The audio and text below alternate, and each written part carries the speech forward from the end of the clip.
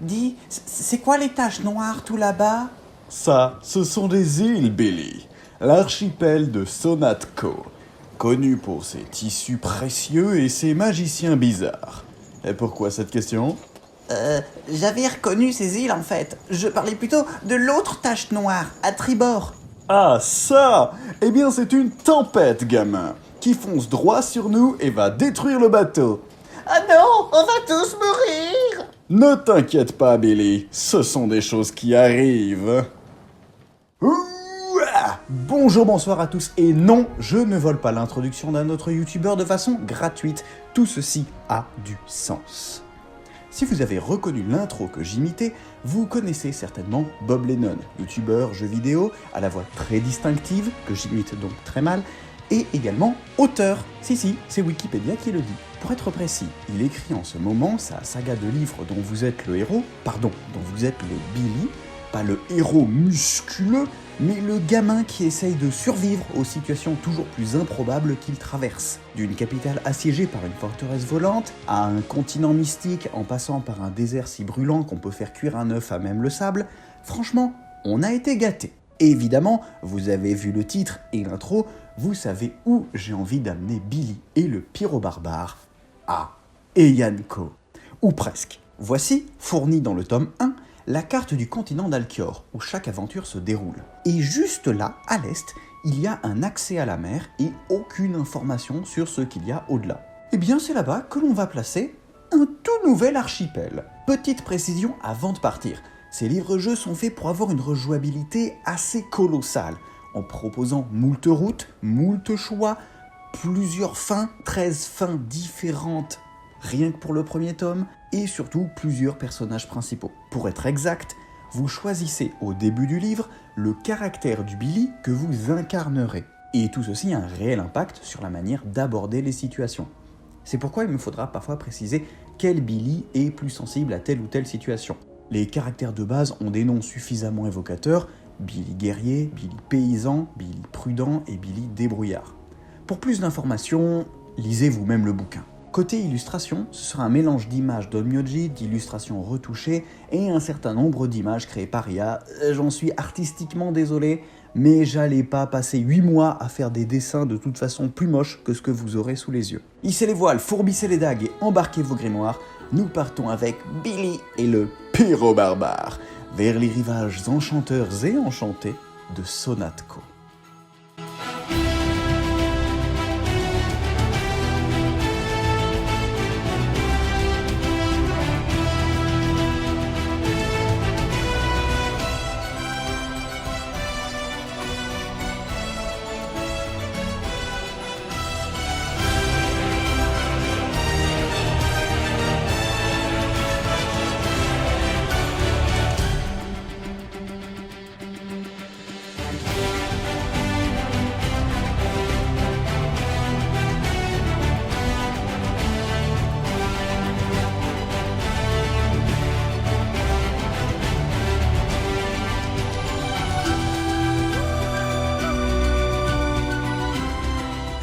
Les aventures du pyro-barbare et de Billy dans... La harpe aux 7 jades. Et vous êtes Billy! Nous retrouvons Billy et le pyro-barbare en voyage sur les eaux turquoises des mers de l'Est. Ils projetaient d'aller loin au nord, en région de Koblin. Mais une soudaine tempête brisa le navire et ils arrivèrent à la nage sur les côtes de la première île de l'archipel de Sonatco, Ibuki. Après avoir fait sécher les affaires de Billy et le pagne en fourrure du bébé, ils entrent dans le port le plus proche et y apprennent une prédiction, confirmée par des navigateurs terrorisés. L'archipel est menacé par Namazu, le poisson-chat géant qui dormait au fond des eaux et qui s'est réveillé de son sommeil millénaire. L'immense bête écailleuse fait route vers Sonatco et détruit tout sur son passage. Ce sans même le faire exprès, juste de par sa taille si gigantesque qu'il cause des raz-de-marée chaque fois qu'il bat des nageoires. Les prêtres de Futar Sama sont formels. Namazu détruira l'archipel dans sa course insensée. Mais certains seigneurs locaux ne veulent pas se rendre sans combattre, même ceux qui n'ont aucune chance de gagner. L'un d'entre eux devint le commandant des forces de résistance anti-poissonnière, le Pyroshooten, qui fait forte impression tant aux pyrobarbares qu'aux Billy guerriers de par sa volonté soit de vaincre, soit de mourir dans l'honneur. Les deux aventuriers se proposent d'aider à la défense de l'archipel en parcourant les îles pour avertir les populations. En tant qu'étrangers, ils ne sont pas liés aux demi-milliards de conflits entre les îles. En chemin, ils apprendront la légende du premier combat contre Namazu et de la harpe aux 7 jades qui aurait servi à le vaincre. Y aurait-il moyen de mettre la main sur cette ancienne relique, ou Futahar-sama a-t-il déjà signé l'ordre de destruction de l'archipel? En ces lieux, nombre de personnages hauts en couleur seront à rencontrer. Coup de projecteur sur les plus fameux.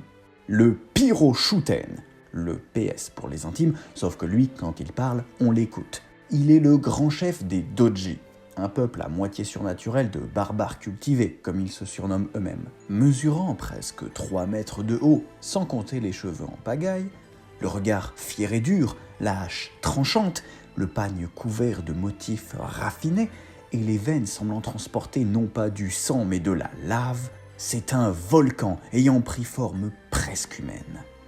Pour la 3e fois de sa vie, le pyro-barbare dut lever la tête pour regarder son interlocuteur dans les yeux. Involontairement, le Pyroshooten cause une dissonance cognitive au pyro-barbare, un dilemme de valeurs.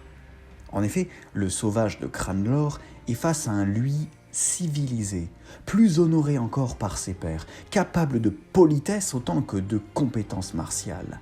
Le PS peut autant brûler des villes le matin que discuter calmement politique intérieure le soir. Un oxymore pour le PB qui se demande si sa propre vie de barbare sans attache ne fait pas de lui une sous-version de ce qu'il pourrait devenir, une légende de 2e rang.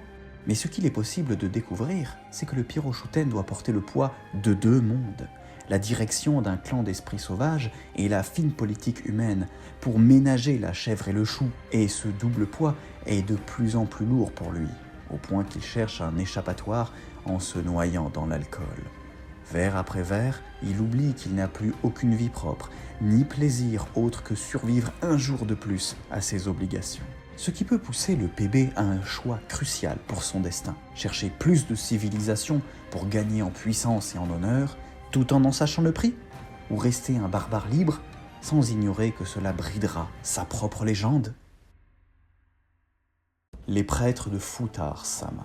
Ils sont les responsables religieux les plus nombreux et les plus influents, admirés par les masses, mais séparés par des couches de rituels et de vêtements ouvragés.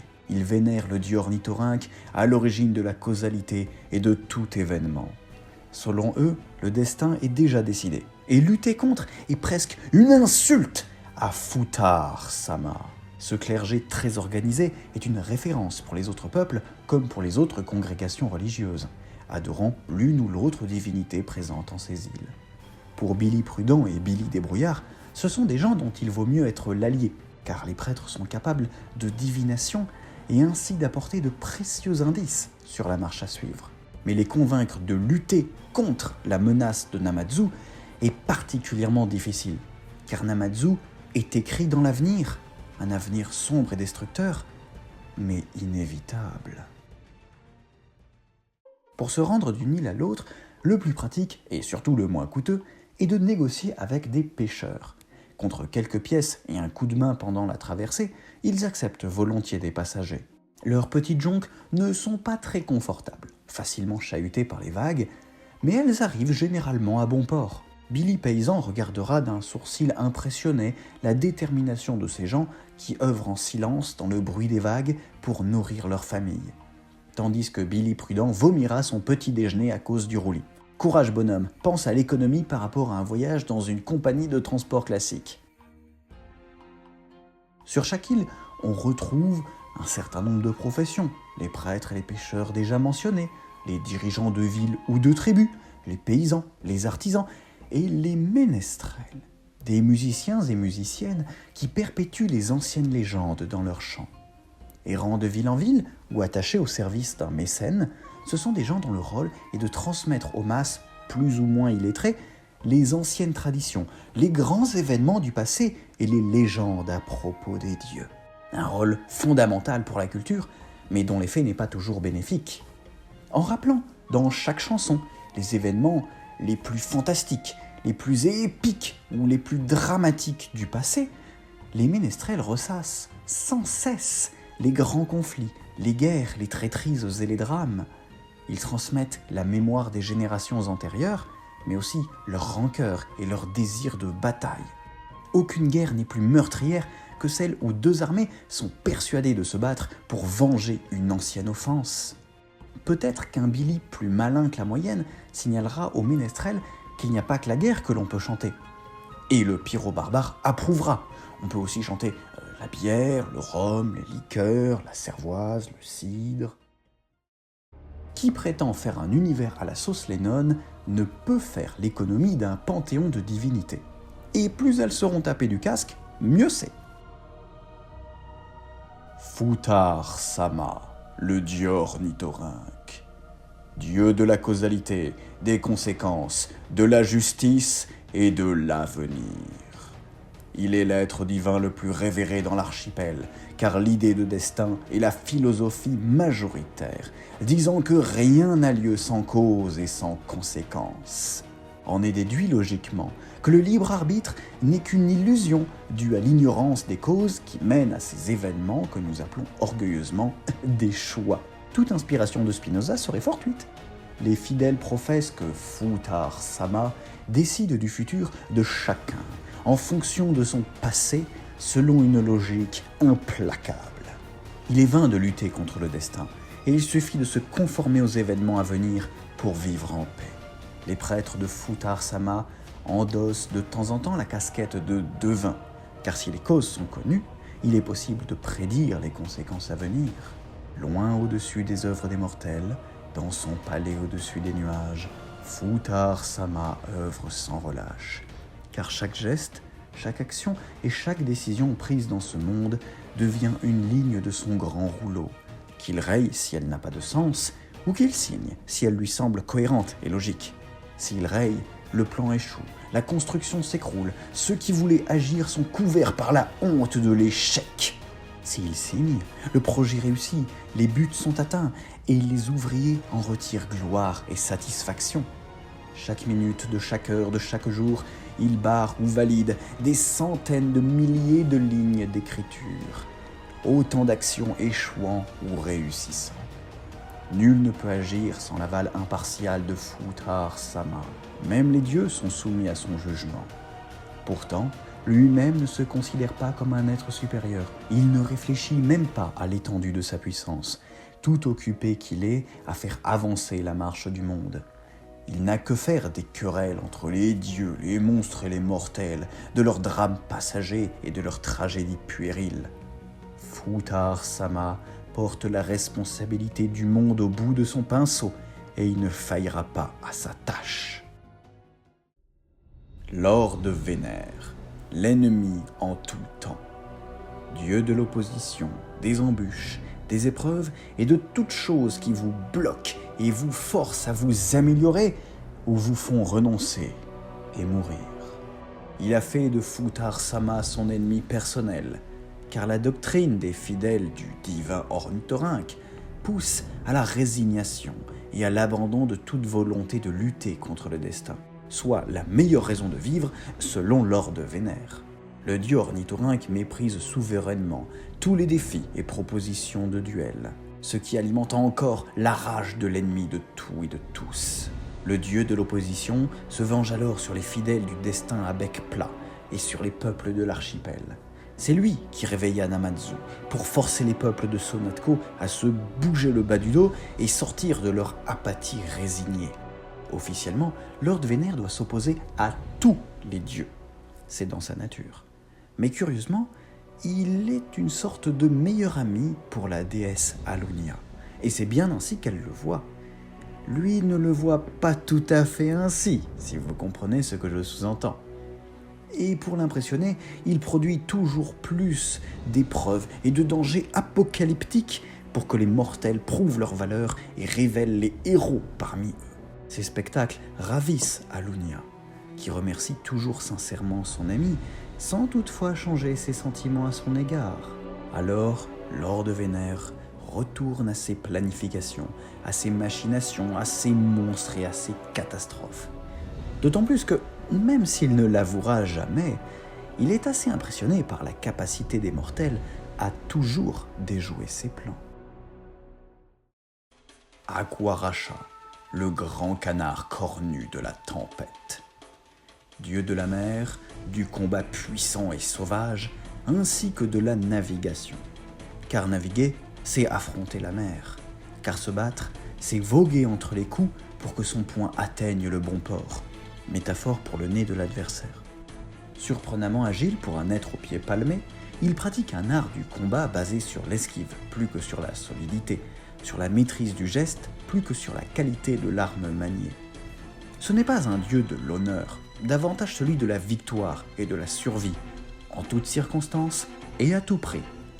Si son arme privilégiée est une lance de pêcheur, il vogue la plupart du temps dans les flots démontés, sans armes, sans armure, sans pantalon, très apprécié par les humains et de manière générale par ceux qui vivent sur la face yang des îles. Il fut l'époux de Alunia, mais la trompa avec divers mortels subjugués par son charisme, ou terrifiés par son caractère aussi violent qu'une tornade. Les théologiens ont des doutes sur la traduction des légendes. De ces unions naquirent différents monstres à bec plat qui hantent toujours les eaux de Sonatco. Aquaracha passe peu de temps parmi les autres dieux, préférant naviguer au milieu des tempêtes et des monstres dont il est souvent le père. C'est ainsi qu'il trouve son plaisir, dans la fureur des éléments et le combat contre les bêtes les plus puissantes. Chose étrange pour un dieu, frôler la mort lui permet de se sentir vivant. Il est toujours volontaire pour tester les idées tordues et destructrices de Lord Vénère, mais ses méthodes déplaisent au seigneur des embûches. En effet, au lieu de résoudre les casse-têtes et de suivre les quêtes complexes, le dieu canard préfère utiliser son immense force et ses points précis pour enfoncer les portes et détruire les opposants. Lui trouve cela très satisfaisant. Les autres dieux le considèrent simplement comme une brute épaisse. Une brute épaisse avec laquelle il vaut mieux être en bon terme si l'on tient à sa vie éternelle. Alunia, celle qui n'oublie pas. Déesse de la terre, de la mémoire, des légendes et des histoires, de l'honneur et de la postérité. Une déesse que l'on respecte, peu importe son allégeance religieuse. Elle a pour mission de se souvenir, et elle se souvient. Nul ne peut mentir à Alunia, car sa mémoire est infaillible, et ce serait sans doute la dernière chose que vous feriez de votre mortelle et pathétique existence. Dans sa quête de vérité et d'honnêteté, Alunia bénit ceux qui vivent, agissent et combattent avec honneur.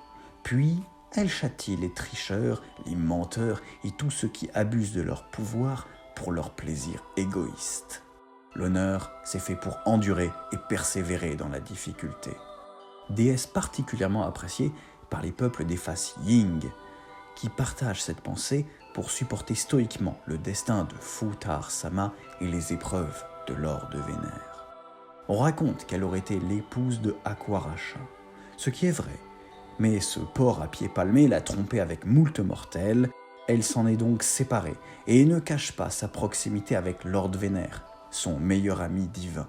Depuis, Alunia est reconnue comme la protectrice des historiens, des enseignants et aussi des héros légendaires, soit de ceux qui suivent leur destin en servant leurs concitoyens et en affrontant les inévitables malheurs d'être en vie. Elle leur accorde sa bénédiction pour renforcer leur corps et leurs esprits afin qu'ils tiennent bon dans l'adversité, en particulier aux héros, afin qu'ils partent à l'assaut des monstres menaçant ports et navires. Ce que Lady Héros ignore, c'est que ces monstres sont souvent les enfants illégitimes d'Aquaracha, et que la croisade d'Alunia contre ces engeances n'est pas motivée uniquement par le souci du bien des populations. Kin'ara, le chant dans la nuit. Déesse de la musique, de la danse, de l'inspiration artistique et des oiseaux. Les légendes à son sujet divergent grandement, tantôt déesse créatrice, tantôt héroïne ayant subjugué les dieux par son art. Par exemple, un chant traditionnel est le laïs de l'oiseau des tempêtes, où Kin'ara arrêta Namazu et calma sa fureur au moyen d'une berceuse si belle qu'elle émut et endormit le poisson géant. Si les légendes et mythes au sujet des dieux ont généralement leur version poétique et musicale, les récits au sujet de Kinhara sont tous, sans exception, mis en musique et transmis via des chants, ce qui est assez logique. Élément récurrent des légendes, elle semble préférer les instruments à cordes, si bien qu'elle est généralement représentée jouant du luth ou de la harpe. On trouvera cependant une histoire à son sujet pour chaque instrument et chaque style de musique. Les théologiens de l'île d'Aritama affirment également que Kinhara est également experte dans la fabrication de ces instruments et qu'elle aurait laissé différentes reliques de ses concerts passés. Les histoires à son sujet sont nombreuses, la dévotion du peuple est forte, mais le culte est fort faible. La raison en est bassement matérielle. Nul ne semble pouvoir construire de temple en l'honneur de Kinhara. Futar-sama refuse systématiquement l'érection de ces monuments qui s'écroulent aussitôt la dernière pierre posée. Les prêtres s'arrachent les cheveux à ce sujet, mais les dieux savent que, il y a plus de 1000 ans, un pacte fut scellé.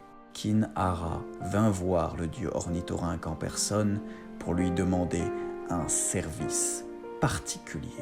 Une aberration nécessaire, un temple indestructible, insensible au temps et aux catastrophes, ou cacher un secret qui faisait sa honte. Futar-sama accepta cette incongruité de la physique tout en la faisant payer. Ce temple serait le seul de la déesse, et aucun autre ne serait jamais construit. Kinhara accepta et bâtit son temple dans un lieu sûr, où personne ne mettrait jamais les pieds. Les secrets divins ne seront pas révélés de sitôt. Dans cet archipel, on peut voguer d'île en île, en suivant les courants marins et les vents capricieux. Chaque île a sa culture, ses particularités, mais un principe demeure. Si vous voulez explorer une terre, il faudra voyager à travers sa face yang et sa face yin. Est-ce qu'il s'agit de dimensions parallèles, de poches de réalité ou de aluniacées quelle autre aberration magique ? Ce n'est pas mon propos, d'autant plus que l'existence des deux faces des îles est aussi ancienne que l'invention du temps. Le passage d'une face à l'autre n'est cependant pas toujours simple. Il y a des portes, des passages connus et balisés, mais aussi des failles, des crevasses, faisant un lien rapide et brutal entre les deux aspects de l'île. Des passeurs vous promettront des passages sûrs et discrets contre de fortes sommes, tandis que des monstres sont capables de vous projeter d'une face à l'autre sans ménagement. Mon conseil, valable en tout lieu, regardez bien où vous mettez les pieds. Ibuki, l'île de départ, la plus proche du continent, la plus visée par les pirates aussi. Fortement défendue et militarisée, dotée d'une flotte de guerre comportant des dizaines de jonques de bataille et quelques centaines de marins guerriers, c'est la porte d'entrée de l'archipel de Sonatko et son centre économique principal, car tout commerce hors archipel passe par elle. L'île est en concurrence directe avec la pseudo-capitale Nozuchi. Très urbanisée, la majeure partie des terres est couverte de constructions, maisons, greniers, halles, chantiers navals, palais de grands marchands, casernes. Si les autorités ne l'avoueront jamais, elles sont très dépendantes des autres îles, en particulier de Suzuka, Nozuchi et Kama, pour manger comme pour construire ces jonques de bataille. Vous rencontrerez aisément le peuple de la face Ying, les doji, des barbares cultivés, comme dit plus haut, passionnés par la force tout en raffinant l'art du combat, buveurs d'alcool invétérés si celui-ci est fin, portant des pagnes déchirés mais faits de plusieurs couches de tissus précieux, puis déchirés à la main pour créer un surmotif. Cultivés, je vous dis. Leur chef est le puissant Pyroshuten, lui aussi précédemment présenté. Si vous jouez bien, il offrira un autographe au Billy guerrier. Généralement, les doji sont en assez bons termes avec les humains, malgré des différences culturelles flagrantes. En effet, les doji sont toujours les bienvenus sur les navires de combat anti-pirates, pour plus de batailles et de gloire. Et les humains leur fournissent sans rechigner tous les tissus, armes et autres que les géants demanderont, tant qu'ils se contentent de taper leurs ennemis, bien sûr. Kotonushi. Île relativement écartée des autres, plus difficile à atteindre, la côte est caractérisée par un grand nombre de baies et de hauts fonds propres à la pêche au pieuvre imp, qui possèdent de grandes poches d'encre. Selon les variétés, l'encre est rouge, bleue, jaune ou verte. On murmure qu'il y a même des pieuvres imp cyan, mais je n'en ai jamais vu. Les gens qui vivent ici ont développé une forte culture de l'écrit, ce qui a fini par changer l'île d'un petit tas de villages perdus en un haut lieu d'études et de savoir. Billy Prudent sera en extase devant le spectacle de cette fourmilière de connaissances. Pêcheurs d'imp et papetiers fournissent en encre et en papier les administrations des îles, en particulier Ibuki, Nozuchi et Arimata, tandis que les maîtres philosophiques enseignent les futures élites de l'archipel. Il faudra obtenir un laissez-passer pour aller visiter la face Ying et vraiment rencontrer ses habitants, les Kujira, des hommes légèrement poissons mais dont les écailles sont toutes petites et fines. Certains ont une queue de poisson en plus de leurs jambes humaines, ce qui fait penser qu'il y aurait un lien biologique avec les Gozen de l'île Suzuka. Nous les rencontrerons dans un instant. Les Kujira se revendiquent cependant d'anciennes légendes disant qu'ils sont parents des baleines, avec qui ils auraient des liens mystiques. Ils travaillent donc quotidiennement leur chant et ont développé une forte culture orale. Pour eux, l'écrit est une chose pour les humains et les autres sans mémoire, ce qui n'est pas très respectueux. Paradoxalement, les Kujira sont très attachés à leur honneur, dévouent un culte particulier à Alunia et sont prêts à partir en guerre pour une atteinte faite à la liberté de l'un d'entre eux. Les humains de la face Yang de l'île sont donc toujours très polis, mais d'autres peuples ont déjà subi les conséquences d'un manque de respect. Suzuka, une île à la réputation douteuse. La face Yang est peu peuplée, et la majorité des gens vivent du textile et de la fabrication de vêtements. Il y a des champs de lin, des tisserands, des teintureries, des forêts où trouver de grandes bêtes à la fourrure précieuse, l'endroit idéal pour se rhabiller à la mode de l'archipel. L'île est riche en ressources, le commerce prospère, mais les gens semblent vivre dans une certaine modestie de moyens. Pourtant, ceux-ci restent des humains, donc peu portés sur la sobriété et la modestie. D'après des observateurs économiques extérieurs, quelque chose cloche. Et en effet, la face Yang est contrôlée par une véritable mafia venue de la face Ying.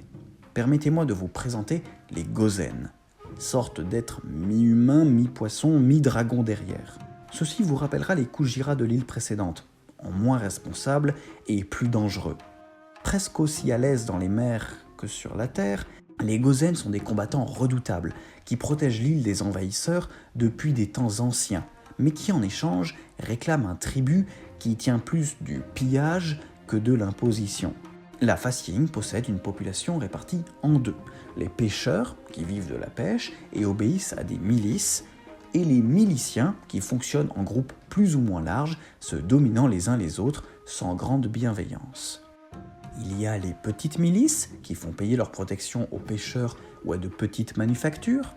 Elles obéissent aux grandes milices qui protègent des pans entiers d'îles et donnent leurs ordres à de larges quartiers des villes humaines. Grandes milices qui elles-mêmes obéissent à la milice ultime, simplement nommée Gozen Khan, officiellement chargée de protéger l'île entière. Mais comme cela fait quelques années qu'il n'y a plus eu d'attaque de pirates ou de guerre entre les îles, certains se demandent à quoi servent encore les milices, qui elles-mêmes, en carence d'ennemis, se battent de plus en plus entre elles. Un climat de violences internes gronde dans l'île Suzuka et n'attend qu'un exutoire pour se déverser sur un ennemi. N'importe qui, pourvu qu'il saigne abondamment. Kama, île sèche et volcanique, proche d'un désert de pierres noires. Dotée d'un volcan magiquement chelou crachant une lave bleue, la population de cette île a de grandes difficultés à se nourrir, mais peut aisément commercer grâce à la pierre volcanique durcie, la kujasite, que l'on peut polir pour en faire toutes sortes d'outils, dont des lames aussi solides et tranchantes que de l'acier. Alors que le fer est une denrée rare, les métaux étant de manière générale à importer du continent, la kujasite est une ressource efficace et aisée à ramasser, pourvu que l'on ait des gants. C'est pour cela que les armures sont rares dans l'archipel, que l'on leur préfère des tenues faites de plusieurs couches de tissu qui font glisser le tranchant des lames. De ces réalités découle également l'art du combat qu'enseigne Aquaracha, se basant plutôt sur l'esquive que sur le bouclier. Exception confirmant la règle, l'île d'Ibuki, qui possède du métal en quantité, dont on se sert pour plaquer les jonques de bataille notamment. Parce que, comme dit plus haut, c'est elle qui commerce directement avec le continent. Mais revenons sur Kama, car sur les pentes du volcan s'ouvrent des caves menant à la face Ying de l'île. Vous y rencontrerez les Kagewani, des hommes lézards plutôt écailleux. Ne leur dites pas qu'ils sont des Kujira ou des Gozen, ils le prendraient extrêmement mal. Leur hiérarchie sociale se base sur le fait de ressembler plus ou moins à un dragon. Une peau vraiment couverte d'écailles et une langue fourchue est la base. Des cornes et des griffes acérées, c'est mieux. Des ailes dans le dos, c'est parfait. C'est la marque de la noblesse. Les Kagewani quittent rarement leur île, aussi orgueilleux que territoriaux. Cependant, il paraît qu'une Kagewani a quitté l'archipel pour s'installer sur le continent, mais pourquoi faire ? La majorité de la population préfère rester et se débrouiller seule malgré les conditions de vie plus que difficiles. En effet, si le volcan est dans la face Yang, la face Ying est basée sur la chambre magmatique. L'on marche ici littéralement sur la roche contenant la lave du volcan, telle une éponge. Il n'est pas possible de vivre partout, le sol étant parcouru de filons lumineux et bouillants. Voler est un avantage évident en ces lieux. Les Kagewani se considèrent comme naturellement supérieurs aux autres peuples, car capables de survivre à leur propre île. Un raisonnement biaisé qui a déjà causé des conflits avec d'autres peuples, comme les Kujira, sur un manque de politesse flagrant dégénérant en bataille marine. Nozuchi, l'île parfaite, mais pas pour tout le monde. C'est le centre politique et géographique de l'archipel, le lieu de réunion des différents grands conseils visant à maintenir la bonne entente entre les différentes îles. Immense, couverte de forêts et de champs, c'est le garde-manger de l'archipel. Billy Paysan verrait ce lieu comme un paradis, un pays de cocagne vendant ses bienfaits à qui en a besoin à un prix presque honnête. Tout est dans le presque, parce qu'entre ce que les vendeurs estiment honnête et ce que les acheteurs sont prêts à payer, il y a parfois un écart. Il y a déjà eu plusieurs guerres au sujet des prix de la nourriture. On notera en particulier la guerre contre les humains de Kama, alors que la famine frappait leur île et que les prix avaient encore augmenté. Le sable des plages resta rouge pendant des mois après les dernières batailles. Aujourd'hui, entre les guildes de cultivateurs, les fraternités de vendeurs et les responsables des différentes îles, les débats sont parfois tendus, mais le compromis reste la solution la plus profitable pour chacun. Profitable ?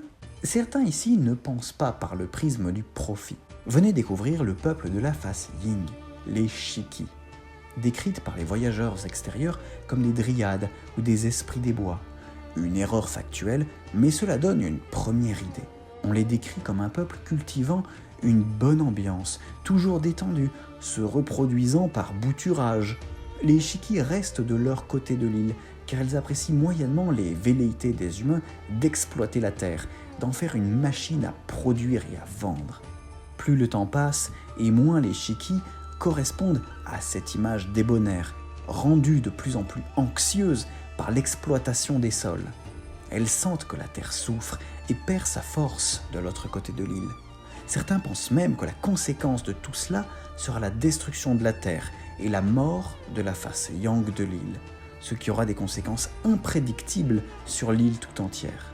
Les plus extrêmes ont rapidement proposé la solution brutale, la guerre et la destruction des humains de la face Yang. Mais sans même se poser des questions de moralité, les Shiki renoncèrent, sachant bien qu'elles n'en ont pas la force. Pas encore. Aritama, une île assez extrême dans ses oppositions. Une terre riche, mais balayée par des tempêtes. Des mines de pierres précieuses, mais qui s'écroulent facilement. Ici, tout bonheur a un coût, et toute médaille a son revers. Intégrant rapidement l'idée de cause-conséquence, la population d'Aritama est la plus dévouée à la vénération de Futahar-sama. Les habitants lui ont construit le plus grand temple de l'archipel et ne manquent aucune célébration. chacune basée sur des actions ayant des conséquences, comme le rituel du Dome Inno. De manière générale, les gens sont ici fort religieux, envers Futars-sama évidemment, mais aussi envers tout le panthéon. Même Lord Vénère a son autel, qu'ils alimentent afin que le dieu ennemi leur laisse le temps de refaire leur force avant sa prochaine épreuve. Mis à part de la population, séparée par des vêtements ornés et des rituels pesants, le clergé du panthéon de Sonatko. Les prêtres d'Aritama sont des lettrés. Les meilleurs ont étudié dans les universités de sciences et langues de Kotonushi. Tous ont passé de longues années à apprendre les mythes fondateurs et les rites appropriés en tant qu'aspirants. Une fois les ultimes épreuves de foi passées, ils prennent leur poste parmi les nombreux temples de l'archipel, chargés des cultes et de prier le grand ornithorynque pour qu'il révèle les conséquences à venir. Les plus carriéristes rêvent peut-être de devenir l'archiprêtre de Futars-sama. Mais beaucoup se présenteront à la porte, tandis que peu entreront. Ce peuple très religieux devrait bien s'entendre avec son plus proche voisin, mais les relations sont tendues. Passer l'une des arches de pierre pour rencontrer les habitants de la face Ying, les Obotsu, très semblables à des humains classiques, mais sensiblement plus grands et vivant bien plus longtemps, entre 2 et 300 ans. Ils ont un statut particulier vis-à-vis des responsables religieux, car leur grande mémoire et leurs archives des temps anciens en font les historiens de l'archipel, consultés et recrutés pour faire cours sur Kotonushi, ainsi que des auxiliaires précieux pour la transmission des légendes anciennes au sujet des dieux. Mais les Obotsu ont une certaine tendance à suivre leurs propres rites et avoir des histoires mythologiques supplémentaires ou différentes des canons en vigueur chez les humains. Dans les couloirs du grand temple de Futars-sama, on se demande avec angoisse si leurs légendes sont une hérésie à combattre ou une vérité perdue. Uminari, une terre surnommée l'île du malheur, la mal-aimée ou la souffre-douleur de Lord Vénère. Un triste caillou balayé par les vents et les vagues, en proie à toutes les tempêtes possibles et imaginables. La végétation y est rare, le ciel sombre, et le soleil tient à moitié de la légende. Paradoxalement, c'est une île aussi précieuse à l'archipel que ne l'est Ibuki. Là où l'île forteresse défend des pirates du continent, Uminari défend des tempêtes de l'océan. Chaque raz-de-marée qui s'écrase sur ces falaises dures ne frappera pas les autres îles. Les cruels courants marins rebondissent sur la pierre grise et épargnent le reste de l'archipel. Ici ne peuvent vivre que des gens qui feront fi des conditions, et en vérité très peu de gens vivent sur la face Yang, généralement dans des cavernes creusées dans la falaise, faisant face à Nozuchi. La majorité de la population, humaine ou non, vit sur la face Ying. On y rencontre très rapidement les Tenjokudari, les maisons ambulantes. Ces êtres sont semblables à des toitures de maisons rampantes sur le sol, dotées de 2 immenses bras leur servant aussi bien à traîner leur corps qu'à interagir avec le monde, ainsi qu'une tête fixée sur le pignon avant. Sous cette apparence des plus inquiétantes, les Tenjokudari sont des gens très aimables, pratiquant l'hospitalité avec grand plaisir. Ils accueillent les voyageurs égarés en leur soupente, faisant de leur corps de tuiles un rempart contre la cruauté du climat. En effet, la face Ying n'a pas une météo beaucoup plus généreuse que celle de la face Yang. Moins d'éclairs, mais toujours beaucoup de vent et de pluie. Les seuls abris sont alors les Tenjokudari adultes, qui abritent leurs enfants et les voyageurs sous leur pente durant les mauvais jours. Le reste du temps, quand le ciel se contente d'un crachin ou de quelques averses, la population s'active à l'exploitation d'une ressource précieuse, la liberté. Cette île est plus ou moins une zone à part de la justice de l'archipel. Théoriquement, les lois générales sont les mêmes que sur les autres îles. Dans les faits, jamais les juges et les gardes ne poursuivront un criminel jusqu'ici. Ils considèrent que le fait de vivre là est une punition suffisante. Les Tenjokudari ont dû prendre acte de ce comportement et produire une petite loi interne limitant leur principe d'hospitalité. Ils n'acceptent de protéger des tempêtes que des gens polis et n'ayant commis aucun crime sur la face Ying de leur île. À eux, une nouvelle vie est offerte, faite de culture de champignons et de soirées musicales au samisen. Ceux qui veulent vivre dans leur vice passée restent sur la face Yang et dans leurs cavernes humides. Les cavernes des falaises se retrouvent être un des lieux les plus violents et souillés de tout l'archipel, et nul ne regrette ceux qui sont emportés par les vagues et les inondations. Jikokuten, l'île de beauté, comme disent les poètes, dotée d'une faune et d'une flore aussi extravagantes que colorées. Les fleurs exhalent des odeurs enivrantes et les oiseaux chantent les mélodies les plus raffinées. Ici, tous les sens semblent être stimulés simultanément et avec une rare intensité. Mais attention, cette beauté ne vous veut pas forcément du bien. Nombre des êtres vivants que vous rencontrerez sont en réalité des extensions piégeuses des Jinmenju, de la face Ying. Mais pour des humains suffisamment prudents, la face Yang est un morceau de paradis. Certaines légendes disent même que l'île est en réalité un morceau du palais de Futar-sama tombé sur Terre. Cette légende est classée apocryphe et mensongère, mais ce n'est pas pour autant que les habitants de Jikokuten ont cessé de la propager. La vie y est douce, la culture du sol aisée, et les produits de luxe, tels que l'encens, les bois précieux ou les savons parfumés, sont produits de façon à assurer la richesse de l'île. On trouve même des baies à huîtres perlières pour les passionnés d'apnée et de richesse. Le peuple moyen travaille ici dans un décor idyllique, tandis que les propriétaires terriens vivent de leur rente dans un luxe qui ferait mourir de jalousie un noble de l'Enonia. Même les pauvres sont vêtus de fin lin et les banquets sont l'occasion de démonstrations d'artistes virtuoses, mais tout ceci a un prix. Voyageurs, restez loin de la face Ying et des Jinmenju, des êtres à mi-chemin entre l'arbre épineux et la pierre tranchante. Plantés dans le sol maudit de la face Ying, ils projettent leurs racines jusqu'à la face Yang, où elles ressortent en reproduisant quelques merveilles de la nature. Un passant peu attentif s'arrêtera pour regarder, voire s'approchera de cette fleur ravissante ou de cet animal aussi somptueux qu'amical. Mais la cruelle vérité se révélera quand les racines du Jinmenju saisiront les jambes du malheureux et l'entraîneront sous terre, ressortant dans la face Ying un cadavre broyé, sanguignolant, un mets fort appétissant pour les monstres plantes. Les quelques aventuriers qui sont parvenus à passer dans la face Ying sans ce moyen de transport mortel rapportent que l'endroit est aussi sombre que ce que la face Yang est belle. Les Jinmenju sont les seules choses à briser la monotonie d'un immense plateau sans végétation, se déplaçant lentement pour changer de lieu de chasse, avant de s'installer et de plonger leurs racines dans la terre poussiéreuse. On ne sait même pas si ce sont des êtres véritablement conscients ou des animaux extrêmement performants dans leur rôle de chasseurs. Les tentatives de communication ont toutes tourné court, l'ambassadeur finissant mutilé, amputé, déchiré, dans les rares cas où l'on a pu ramener quelque chose de son corps.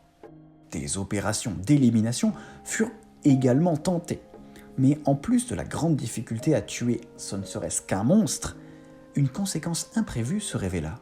Quand un Jinmenju était abattu, son territoire de chasse, sur la face Ying, se trouvait dépourvu de tout propriétaire. Et sur la face Yang, une zone de même taille perdait en éclat, en vitalité, en couleur, devenant horriblement banale, semblable à la végétation de n'importe quelle autre île. Les Jinmenju semblaient intrinsèquement liés au système biologique si éclatant de Jikokuten. Refusant de vivre dans une île qui n'aurait plus rien d'exceptionnel, les habitants stoppèrent les opérations et acceptèrent le risque de mourir de façon brutale au moindre manque de prudence. L'île garda ainsi sa réputation de perle de l'archipel. Toutefois, un fait inquiétant est à noter. Récemment, le nombre de disparitions et le nombre de signalements de Jinmenju ont tous deux augmenté. Est-ce que l'accroissement du tourisme sur l'île rend les Jinmenju plus actifs ? Ou est-ce que l'accroissement du tourisme a nourri les Jinmenju au point qu'ils se soient multipliés ? Himiko, l'île la plus à l'ouest, dit aussi l'île du Couchant. L'endroit est connu en partie pour ses mines d'or, source de grandes richesses pour qui l'exporte, surtout dans un archipel où les métaux sont globalement rares. Mais les mines sont si vastes et riches que l'or n'a que peu de valeur aux yeux des habitants de l'île. La ville principale, au sommet de la plus haute colline de l'île, a ainsi ses toits entièrement plaqués de feuilles d'or. Ainsi, l'île est repérable de loin, dès le levant scintillant jusqu'au coucher rougeoyant, en passant par le midi éblouissant. Il s'agit du premier peuple connu à avoir développé une protection pour les yeux, basée sur des verres fumés enchâssés sur des montures en métal, des pare-soleils qu'ils appellent ça. À cet éblouissant détail près, l'île s'en sort bien, quasiment autonome par rapport aux autres îles, mais gardant des liens en cas de coup dur. Une position particulièrement prudente, liée à l'histoire des relations diplomatiques de l'archipel. L'île d'Himiko se souvient très bien des guerres des famines autour de Nozuchi, où des alliances l'avaient forcée à envoyer des troupes pour des combats qui ne la concernaient pas, les attaques au gaz mortel par des membres de la secte Kyonshi, pire, la guerre de la mer gelée. Une histoire lourde où l'île du Couchant n'a pas toujours eu le beau rôle, qui poussa à une politique protectionniste et légèrement isolationniste. Mais comme l'a dit le poète, on n'est pas tout seul. En de nombreux bâtiments officiels, on trouve des passages vers la face Ying et ses habitants, les Nekoga, humanoïdes à oreilles de chat et aux yeux en pupilles fendues. Leur face de l'île ne voit jamais le soleil, car c'est une lune constante qui monte et qui descend d'un côté du ciel par demi-journée, sur un plan incliné au sud entre minuit et midi et sur un plan incliné au nord entre midi et minuit. Des montres sont fournies aux visiteurs pour qu'ils ne soient pas trop perdus. Les Nekoga sont tout aussi isolationnistes que les humains de leur île, appliquant depuis longtemps la devise « Vivons heureux, vivons cachés ». Ils cultivent le riz et une certaine réputation de misanthrope. Du moins aussi misanthrope que des gens qui communiquent quotidiennement avec leurs voisins et qui ont développé une magie de portail permettant de se téléporter d'une île à une autre par leur face Ying. Reclus, je vous dis. Selon les mages Nekoga, leurs jades de transport sont aux faces Ying ce que les jonques sont aux faces Yang. La supériorité du bateau étant dans la simplicité de sa production et celle du jade de transport dans sa sécurité. Pas de naufrage dans un voyage en jade, mais la pierre se consumera au fil des usages jusqu'à n'être plus que cendre et ne plus rien transporter du tout. Un commerce qui intéresserait les Billy les plus débrouillards en affaires. Les Nekoga pourraient certainement devenir immensément riches s'ils décidaient de commercer plus stratégiquement leur jade. Mais ils vendent au prix qui leur passe par la tête, acceptent un client et en refusent un autre sans raison compréhensible, vendent tout leur stock un jour ou font durer les enchères pendant des mois. Bref, des chats. Les jades de transport font partie des objets les plus rares de l'archipel, en partie à cause du long processus de fabrication et surtout à cause de leurs vendeurs. Le temple de Kin-Hara. Pas tout à fait une île. Ce lieu n'est pas accessible aux mortels.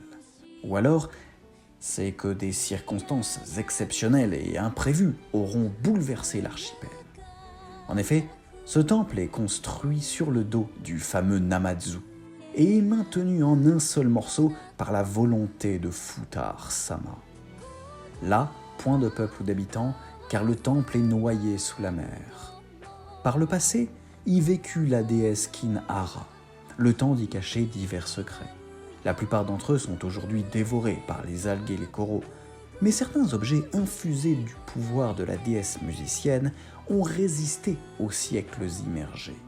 On trouve dans un coffre une collection de luths aux cordes intactes. Dans le hall, un orgue dont les chapelles servent de demeure à des générations de poissons. Et dans une pièce secrète, protégée par un sceau magique, une harpe incrustée de pierres scintillantes. Nous voici arrivés à l'extrémité de l'archipel de Sonatco. Un grand voyage attend désormais Billy et le pyro-barbare à travers les îles et les flots. Si vous connaissez un petit peu l'univers d'Onmyoji, je ne peux que vous inviter à essayer de lister toutes les références plus ou moins obscures glissées à droite à gauche. Sinon, je sais que vous allez bientôt couper cette vidéo et retourner à vos propres aventures. Et ce n'est pas grave, ce sont des choses qui arrivent. Je vous souhaite donc bon voyage, au plaisir de vous revoir dans cet univers ou un autre, et que Futare-sama vous regarde avec bienveillance. Ah, peut-être que non.